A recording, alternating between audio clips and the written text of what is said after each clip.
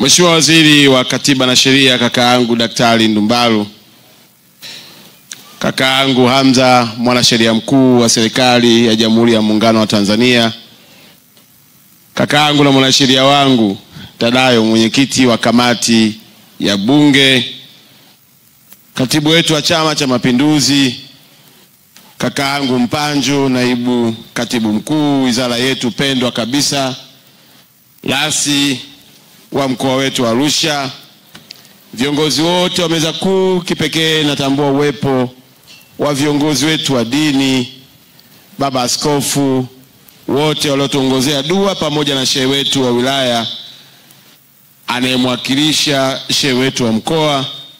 Natambua uwepo wa viongozi wetu wa kimila, natambua watendaji wa chama walioko hapa wakiongozwa na katibu wetu wa mkoa kama nilivyosema, lakini tunaye jumuiya ya wazazi, katibu wetu wa mkoa, tunaye jumuiya ya UWT, katibu wetu wa mkoa, lakini pia napenda kutambua uwepo wa mwenyekiti wetu wa wilaya.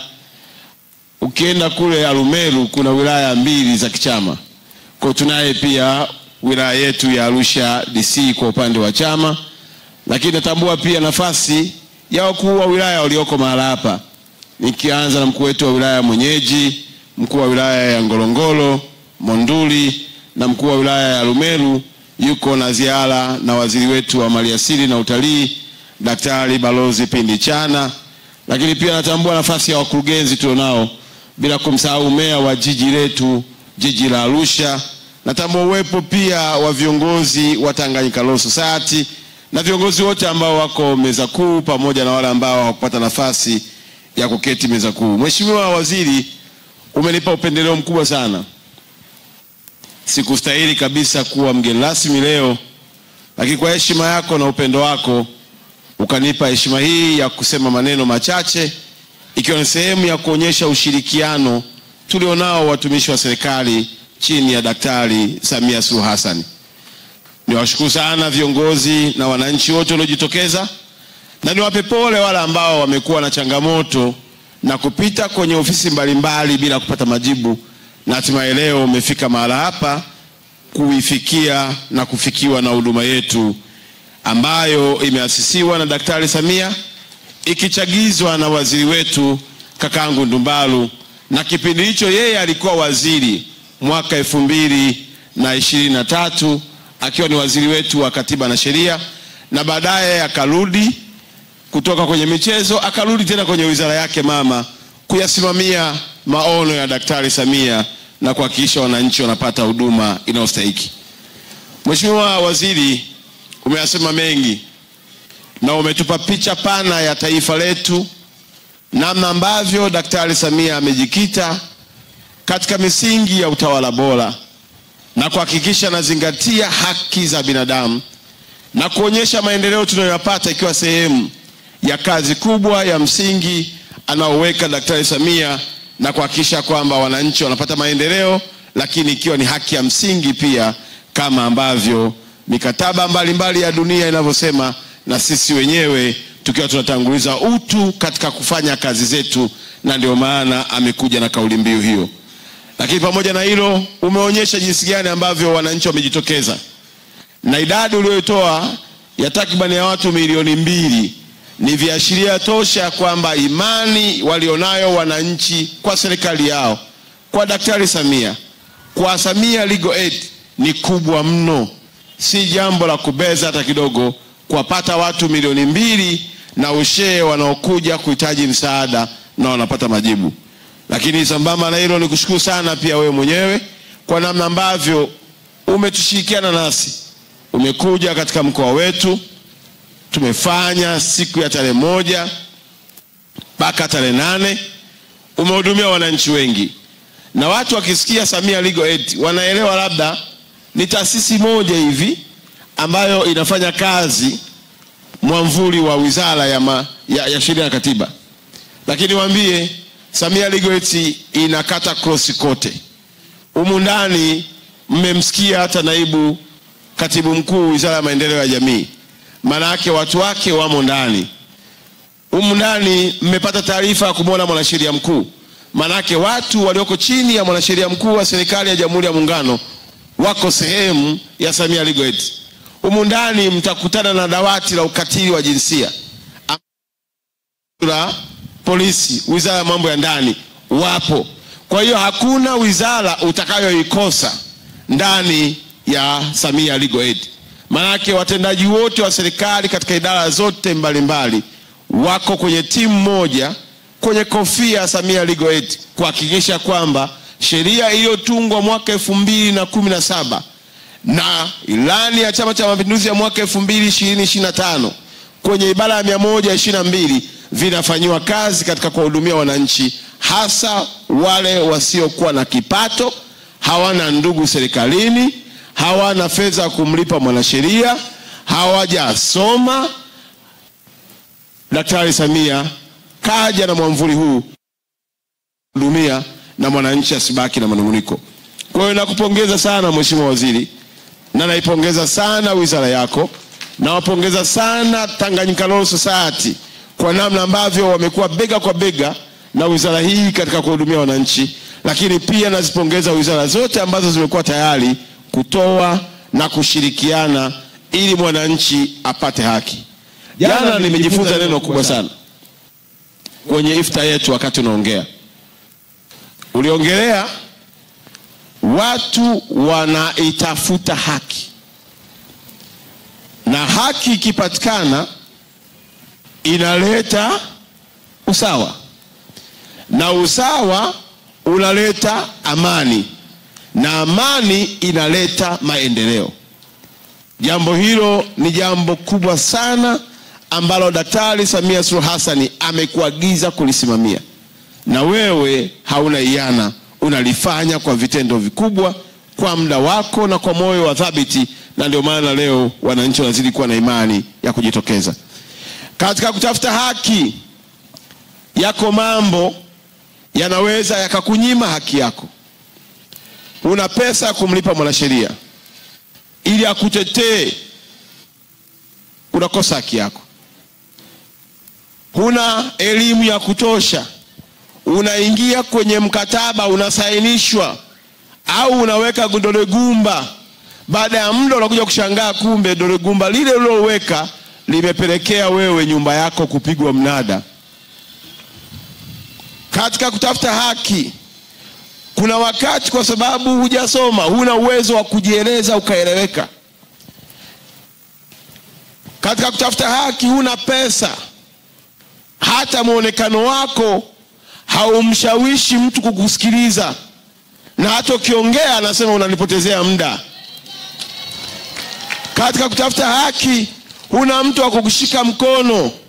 Unafika mahala hata ukienda kwenye ofisi za umma unaambiwa subiri hapo, bosi yuko na wageni. Unakaa masaa mengi, inafika hatua unashangaa bosi ametokea mlango wa nyuma, wewe uko pale una njaa, haukufunga, lakini unafungishwa wakati wa kupambania kutafuta haki yako.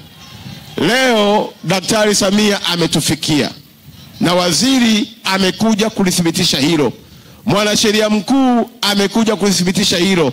Si swala la pesa, si swala la elimu, si swala la mtu unamjua serikalini. Maadamu una haki yako, Mungu amekuja kupitia waja wake hawa chini ya Daktari Samia. Maneno yangu mawili katika hilo eneo: moja, endelea kuwa jasiri kupambania haki yako, kwa kuwa bado muda kitambo kidogo nawe utakuwa na furaha ya kudumu katika maisha yako. Lakini la pili katika hilo, hakikisha unachokidai hata Mungu akishuka leo aseme kweli huyu ana haki.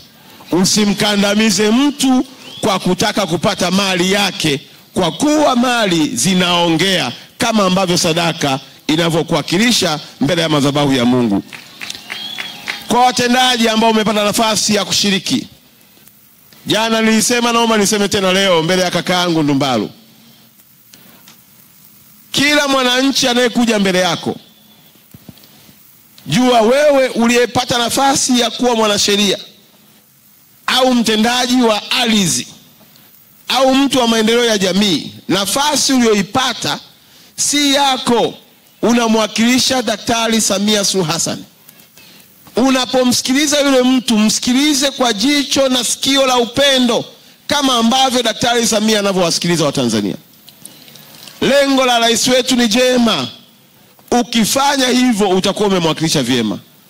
Ukimkatili mtu, ukasikiliza vibaya, ukamnyima haki yake, wewe utakuwa umeingia kwenye hukumu, na hiyo hukumu si ya hapa duniani bali ni ya ahera, kwa kuwa Mungu atakuona ulitumia uwakilishi wako vibaya na ukutega sikio kumsikiliza yule mtu. Jambo la pili, kila anayekuja mbele yako mtazame, akiwa ni mzee, bibi kikongwe, mtazame kama bibi yako. Akiwa ni kijana, mtazame kama kijana au mtoto wako. Akiwa ni baba mwenye makamu, mtazame kama babu yako. Akiwa ni mama, msikilize kama mama yako mzazi. Ndani yake utapata hekima na kujua wapi alikoonewa, ili uweze kutegua huo mtego kwa taaluma uliokuwa nayo.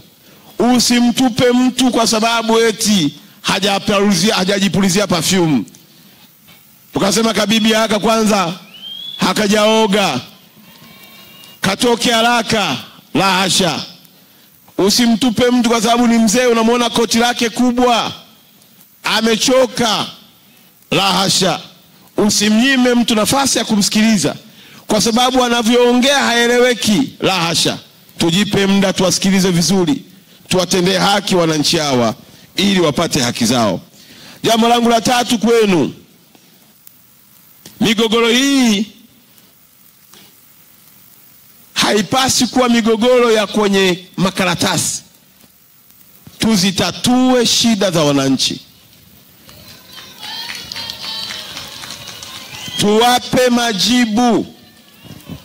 Na mimi leo, Mheshimiwa Waziri, mbele yako hapa, kama kuna mtu atakayekuja au ataitwa ili apate upande wa pili mwanasheria wa kumsikiliza, na mtu huyo akiitwa anagoma kuja, nishatoa maagizo kwa RPC, polisi watamtafuta kokote kule aliko aje. Kama ni jambo la rushwa, kuna mtu upande wa pili hataki na anaonekana ni mla rushwa mkubwa, anayehonga vikao ili maamuzi yampendelee, nishamwambia mtu atakukulu akae mkao wa kula. Hii Samia Legal Aid lazima kila idara ifanye wajibu wake. Lakini jambo la nne, Mheshimiwa Waziri, ambalo nimeshalielekeza, ya kwamba kila jambo litakalofanywa kazi hapa na kwenye wilaya zetu zote na kwenye kata zote, yale yanayowahusu wakurugenzi wayapate, na sisi mkoa tupate kopi, na tuambiwe wanayatatua kwa muda gani. Yale yanayohusu polisi, RPC apewe mambo yanayokuhusu jeshi la polisi ni 1, 2, 3, na yeye aseme anayamaliza baada ya muda gani. Hapa hakuna mtu anayebeba mzigo wa mwingine, kila mtu ataubeba mzigo wake mwenyewe. Hatutaki heshima kubwa tuliopewa na Daktari Samia, alafu watu wanakuwa na makablasha ofisini mwao. Samia Legal Aid imeshaona huyu ndio mwenye haki, wanaelekezwa mkuu wa wilaya au mkurugenzi kasimamia huyo apewe haki yake, alafu huyo mkurugenzi au mkuu wa wilaya anajizungusha, nitakula sahani moja nao. Tunataka heshima ya Samia Legal Aid iwekwe mahala ambapo Watanzania wakisikia wanasema naam, hili ndio kimbilio letu, naam, hili ndio tumaini letu. Hatutaki wanasikilizwa wananchi, baada ya hapo viongozi wetu wanaondoka wanaamini mambo yametatuliwa, yameisha, alafu kumbe kuna njemba zinaendelea kuzunguka tu kama ambavyo zimekuwa zinawazungusha wananchi. Jambo la sita ambalo nimelisema, Mheshimiwa Waziri, timu yako iwe huru. Wanakopita huko watusaidie pia kuwabaini watendaji wa serikali wanaosababisha migogoro. Hatutaki kuwa na watendaji ambao wao ndio chanzo cha migogoro.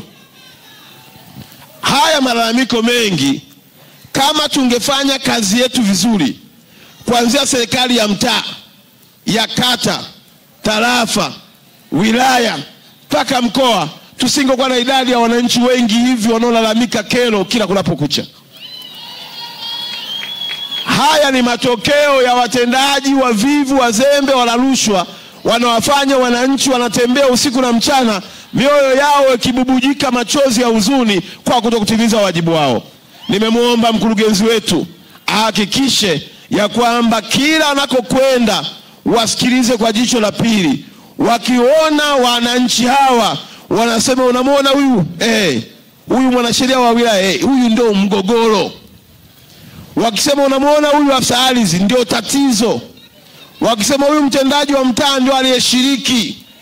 Hayo majina tunayataka tusafishe uchafu wote huo, ili tuwe na watendaji waaminifu na watiifu, wanawafanya wananchi watembea kifua mbele, kwa sababu wanawatendea haki kwenye ofisi zao. Kwa hiyo nimeyasema haya kwa maana moja tu, tunataka Arusha yenye haki, Arusha yenye watu wenye furaha, Arusha yenye watu wenye mapenzi ya dhati na serikali yao, Arusha ya watu wanaotembea kifua mbele, kwa sababu Daktari Samia yuko Magogoni akiwatumikia wao. Mheshimiwa waziri wangu, nitakuwa mchoyo wa fadhila nisipomshukuru sana mwanasheria mkuu wetu kakangu Johari. Naomba usimame tena. Huyu ni kijana na anachapa kazi vizuri, na sisi wananchi wa mkoa wa Arusha ni wanufaika. Watu wengi, Mheshimiwa waziri, wakisikia mwanasheria mkuu hata hawaelewi anashughulika na nini. Wanaona tu kwamba mwanasheria mkuu, na wakati mwingine wanamuona bungeni akitoa ufafanuzi wa mambo ya kikatiba pale, wengine hawaelewi. Lakini leo ni wadokeze tu, mwanasheria mkuu ni kiungo muhimu sana katika mambo yote ya sheria ndani ya nchi yetu. Na ukitaka kuelewa, angalia rais akishamaliza kuapishwa, chunguza katika watu wa kwanza anaowateua rais, kama hujamkuta mwanasheria mkuu. Huyu ndio mtunzaji wa katiba yetu, huyu ndio anayesimama kutafasiri katiba yetu. Muda wa waziri naona umefika.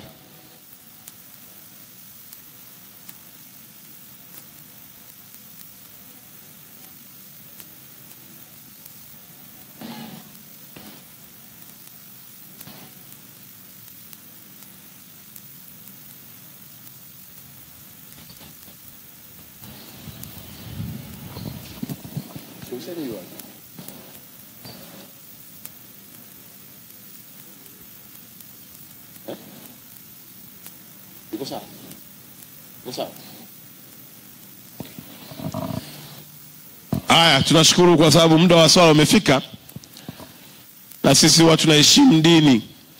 Serikali haina dini, lakini watu wake wana nini? Nikasema mwanasheria mkuu huyu ni moyo wa sheria wa nchi. Waziri ataingia bungeni, atasimamia mchakato wa sheria. Sasa sisi tukianza kufanya kazi zetu, pale tunapokwama tunakimbilia. Ninamshukuru mbele yenu, ili pia tuendelee kumwombea yeye na waziri wetu wa sheria na katiba, waendelee kuifanya kazi hii kwa uaminifu mkubwa. Pale airport pale, Mheshimiwa waziri, tunajenga pale. Daktari Samia ametoa fedha kwa ajili ya kujenga miundombinu ya taa, ili ndege zetu ziwe zinatua usiku na mchana. Na pale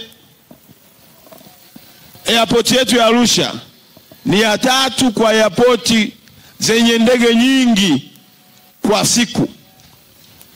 Dar es Salaam, Zanzibar, inafuata ya kwetu ya Arusha. Lakini sisi tunafanya kazi mchana tu, usiku ndege haziruki. Kwa nini? Kwa sababu hatuna taa. Tulimwomba Mheshimiwa Rais akakubali, akatoa fedha. lakini mkataba ulichelewa kiasi kwamba mkandarasi muda ukawa umepita. Nilipokuja nikaongea na mwanasheria wetu mkuu na watu wa mamlaka ya viwanja vya ndege, ndugu yangu Abduli ambao ni DG, akamfuata Dodoma. Mwanasheria huyu Hamza kwa upendo wake mkubwa ametukwamlia mkataba wetu. Sasa mkandarasi anaanza kazi ili na sisi ndege za Arusha zitue usiku na mchana. Hebu makofi mengi sana kwa mwanasheria mkuu wetu. Lakini pia mfahamu ya kwamba waziri wetu wa TAMISEMI Mheshimiwa Mchengerwa alifanya ziara mwaka jana.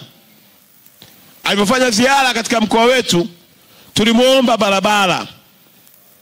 Na barabara zile tulivyomuomba, tulihitaji mkono wa mwanasheria. Dodoma nilipokuwa kwenye bunge, baada ya mkurugenzi kuniambia mkataba wetu umekwama, mheshimiwa tunaomba utusaidie. Nikamwambia umekwama wapi? Akasema tunahitaji mkono wa mwanasheria mkuu. Nikamtafuta Hamza, kama mwanasheria mkuu nisaidie. Wananchi wa Eso wamesubiri sana barabara yao. Ina urefu karibia wa kilomita 1.8. Sasa ukienda pale Eso Longlong, kilomita 1.8 imeahidiwa miaka nenda rudi na haijengwi. Nikamwambia kakaangu nisaidie, wananchi wanahitaji lami. Kaniambia nitumie hizo nyaraka, nikamtumia. Kesho yake anasema Makonda mdogo wangu, nimeshamaliza jambo lako, nenda kajenge barabara kwa ajili ya wananchi.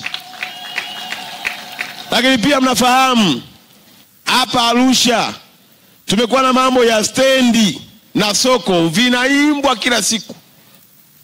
Kila siku wimbo wa stendi soko imekuwa kama chorus. Inajengwa stendi, inajengwa, akiimba huyu mwingine anaitikia. Wakati mwingine hakuna hata vyombo vya kupigwa, lakini kuna mtu anaanza pambio, stendi inajengwa na soko inajengwa. Hakuna stendi iliyojengwa wala soko lilojengwa. Tukakimbizana tena, mwanasheria mkuu nisaidie, watu wana mkwamo.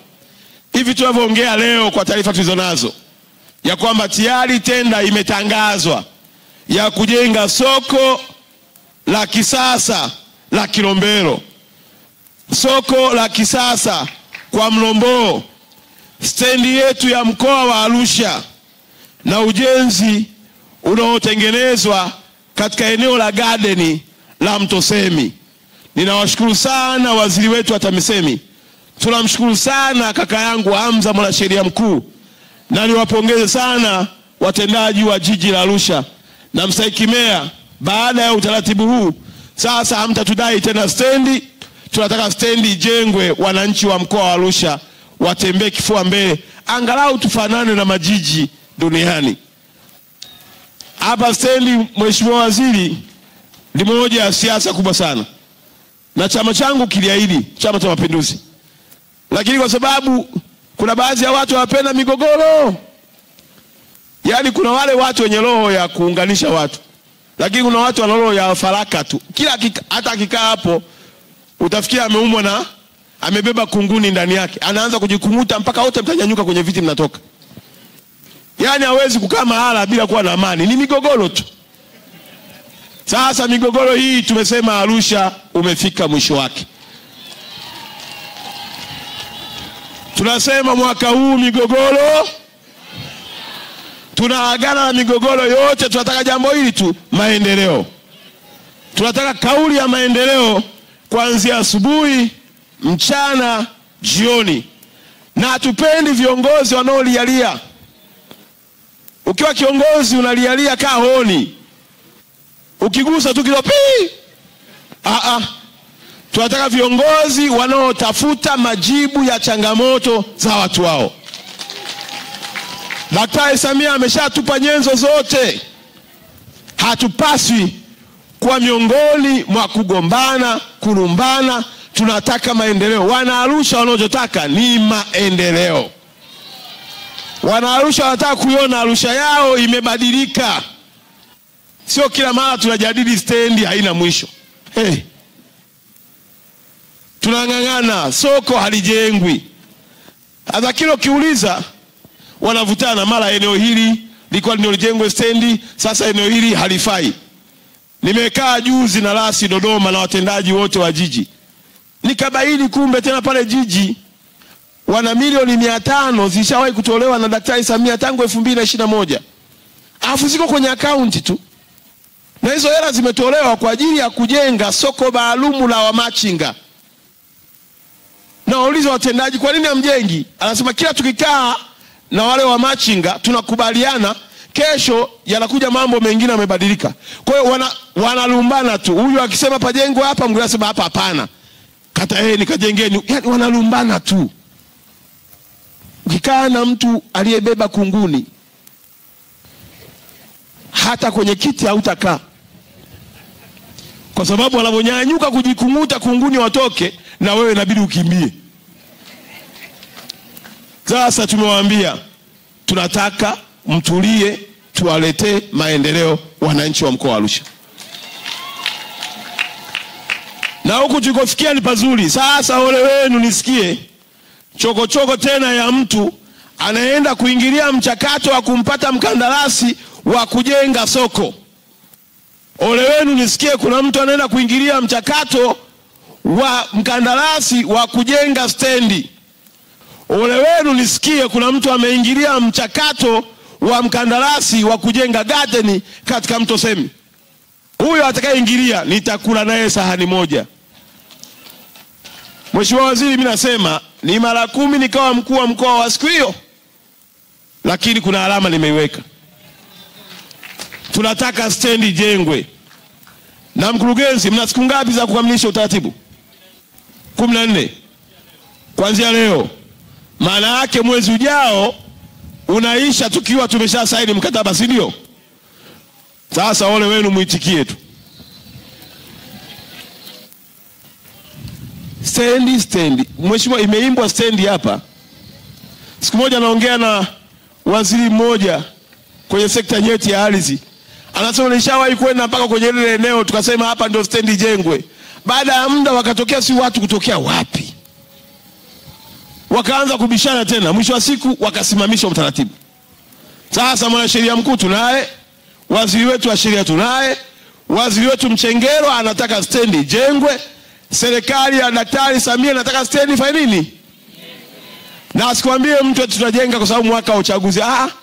Tunajenga kwa sababu tumewapata watu wenye akili na wenye nia njema na mkoa wa Arusha. Nadhani hapo mtakuwa mmenielewa. Meya, simamieni kikamilifu, na mimi sina shaka na wewe. Madiwani pamoja na naibu meya, ndugu yangu, pambaneni, hakikisheni. Niliwaambia siku moja kwenye baraza, nyinyi madiwani, heshima yenu ni alama mlizozisimamia katika miaka 5. Mheshimiwa Waziri, ukienda pale ofisini kwangu pembeni utakuta kuna jengo la utawala. Halmashauri ya jiji ile imejengwa mwaka 1959. 1959. Hapo hata wafanyakazi wa jiji hawatoshi. Wengine wamesambazwa. Unaweza kaenda pale ukamwambia faili lako liko Njiro, mtumishi yuko Njiro. Kuna mtumishi mwingine si yuko Sakina, wamepanga tu. Wamesaini mkataba wa kujenga jengo la utawala mwaka 2019. Nimekuja mimi mwaka jana 2024 nimekuta wako kwenye msingi. Tangu 2010 ngapi? Mpaka 2024 wako kwenye msingi. Hawana tatizo la hela, Samia ameshaleta hela. Tatizo lao nini? Mahusiano na migogoro. Eti wamevunja mkataba wa yule aliyejenga msingi. Wanasema ule msingi sio imara. Wakaunda tume ya kuja kukagua. Ile tume ikasema msingi ni bora na unakidhi vigezo. Wakasema sasa tutangaze, utafute mkandarasi mwingine mpya. Hawamtaki tena yule aliyejenga msingi. Alafu walivyo wajanja, kila kazi wanatengeneza mkandarasi wao. Yaani kama ni kazi 5 za kujenga, kukamilisha jengo kama lile, watatafuta mkandarasi wa kupaua, watatafuta mkandarasi wa kujenga nguzo, watatafuta mkandarasi wa kuweka nyaya. Wanatafuta mkandarasi kwa mfano kama yule wa msingi wameshamalizana naye, anaondoka, anakuja tena kunyanyua boma. Ushawahi kuona wapi hiyo nyumba ya namna hiyo? Mwisho wa siku utakuta kwenye bomba la maji limewekwa chumbani. Yaani unapotakiwa kuweka bedroom ndio limewekwa bomba la kuingiza maji. Pale pa jikoni palipotakiwa kuweka sehemu za kuingiza nyaya za umeme ndio zimewekwa kwenye TV. Sio nyumba itapiga shoti. Lakini kwa nini wakafanya hivyo? Ulikuwa ni ulaji. Kumbe kila mtu mmoja akiitwa, akisaini ule mkataba anaacha hela. Nimewashawapiga spana wamenyoka. Sasa hivi jengo linaenda ghorofa ya 5. Nataka mwaka huu wakati baraza la madiwani linavunjwa, angalau madiwani wanavoaga wananchi wanaenda kwenye ngwe kuomba kula, wameshamaliza structure yote na mambo yanaonekana kwamba kuna alama wameacha pale. Lakini wakati tunaendelea na mkandarasi, akafuata tena mkandarasi ili apewe mkataba mwingine wa kufanya finishing, waanze kazi ya plumbing huku chini anapanda, anaomba milioni 400, 200. Sasa kale kakundi kote nimekasafisha, nimekangoa pale. Acha wakahangaike kuloga kule na mimi sirogeki. Lakini ninachotaka ni maendeleo ya mkoa wapi? Wa Arusha. Tulikuwa na watu hapo ukiwaambia simamia kujenga barabara hawajengi. Alafu kila siku ukiwauliza wanasema pesa hakuna. Sasa Mheshimiwa Waziri nikafanya uchunguzi, nikagundua pale Kilimanjaro meneja wa TANROADS wa Kilimanjaro ameshajenga karibia kilomita 116 za lami. Wa TARURA wa Kilimanjaro. Wa hapa Arusha analia hakuna hela. Nikasema kwani rais wa Kilimanjaro na rais wa Arusha ni tofauti? Rais mmoja anaitwa Daktari Samia Suluhu Hassan. Nikaenda kule wizarani nikasema dawa moja. Huyu anayejenga barabara nyingi Kilimanjaro namngoa kule namleta hapa. Alafu huyu anayelalamika hakuna hela namngoa nampeleka Kilimanjaro. Ndio nilichokifanya. Kwa hiyo nimechukua huyu hapa anayelialia nimempeleka kule kwenye lami zilizojengwa, nimeleta mpya. Sasa anafanya mpango mzuri, Arusha itakuwa na lami ambazo hujawahi kuziona. Kwa hiyo acha nigombane nao, acha nikosane nao kwa niaba yenu. Kwa sababu Daktari Samia alichomtuma hapa Arusha ni kuleta nini? Mheshimiwa Waziri, nimekuta hapa mkoa mzima na ujanja wetu wote. Hospitali yetu hii kubwa ya Mount Meru, hakuna kifaa kikubwa chenye vipimo vikubwa. Nauliza hivi nyinyi Arusha mlikuwa mko wapi wakati watu wanajengewa vifaa hivi? Nikauliza wizarani akasema si hatuna tatizo, hatujawahi kuombwa. Kwa hiyo MRI hajawahi kuombwa Arusha. Unaenda pale hakuna, unakuta hospitali binafsi wanazo. Kipimo kimoja karibia laki ngapi? Na zaidi ya 400. Hasa niambie mwananchi wa kawaida anapata wapi 400 kwenda kulipa kwenye kipimo kinachopatikana private? Afu serikali eti ya mkoa wa Arusha haina hiyo kitu. Nimemtafuta waziri, kamtafuta katibu mkuu, kwa mahusiano tu mwaka huu imewekwa kwenye budget, tunaletewa na sisi hapa mkoani kwetu Arusha. Namanga kule tumekuta Namanga mpaka wa kwenzetu wa Kenya wana mashine, wana skana. Container likipita pale napigwa kwenye skana, wanaona kilichomo. Ukija upande wa kwetu huku wanaanza kuhesabu kitenge kimoja kimoja. Alafu unaulizwa kwani una haraka sana? Kama una haraka acha kidogo. Tuachie mambo ya vinginevyo.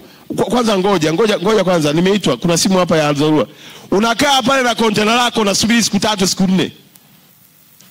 Maana yake unatengenezwa mazingira ya kuombwa nini? Rushwa. Kwa hiyo mizigo upande wa Kenya inatoka haraka, upande wa kwetu wa boda yetu ya Namanga unaweka kambi. Nimemtafuta waziri wetu Mwigulu, nikamtafuta na kamishna mkuu wa TRA akaja ofisini kwetu. Tumeongea, mwaka huu tuletea skana. Tena ya mabilioni imeagizwa kutoka duniani ili na sisi tufanane na sura ya mataifa. Kwa hiyo niwahakikishie wananchi wa mkoa wa Arusha mbele ya kaka yangu Ndumbaru, hakuna jambo jema ambalo mkoa wetu hautalipata kwa sababu tu ya uzembe wa watu. Tutahakikisha kila mambo yaliyopangwa na Daktari Samia mkoa wetu wa Arusha tutakuwa namba 1 kuyapata. Kama ilivyo Arusha, tunataka kila jambo lianze na mkoa wapi? Na ndio maana leo Daktari Ndumbaro amekuja kwa mara ngapi? Ya pili ndani ya mwezi mmoja, kwa sababu sisi tumependelewa sana na Mwenyezi Mungu na rais wetu mpendwa Daktari Samia, tuko pamoja naye. Nimalizie ndugu zanguni, leo mmekuja kusikilizwa na kitakachofanyika hapa ndicho kitakachofanyika kwenye wilaya zote za mkoa wetu wa Arusha. Niwaombe watendaji wa halmashauri chini ya wakuu wa wilaya watoe ushirikiano mkubwa kuhakikisha kwamba wananchi wanapata majibu yao. Mheshimiwa Waziri Jumatatu atakuwa kwenye wilaya ya Arumeru. Wakati akiwa yeye Arumeru, timu zetu zote ziko kwenye kila wilaya ya mkoa mzima. Una sababu ya kusafiri tena kuja Arusha jiji au kuja kwenye ofisi ya mkuu wa mkoa. Wewe kwenye ofisi ya mkuu wa wilaya wako pale pale kuna huduma zinakwenda kutolewa. Niwaombe wananchi wa mkoa wa Arusha, tuishangamkie fursa hii. Tutajisikia vibaya sana baada ya siku 10 kuisha na wewe unakuja na mgogoro wako wa miaka 4 5 eti haujawahi kusikilizwa. Sisi yale yaliyotushinda tumekata rufaa kwa kakaangu Ndumbaro. Na kakaangu Ndumbaro ametuma na rais wetu. Maana hawa wote waliopo ni sura na picha.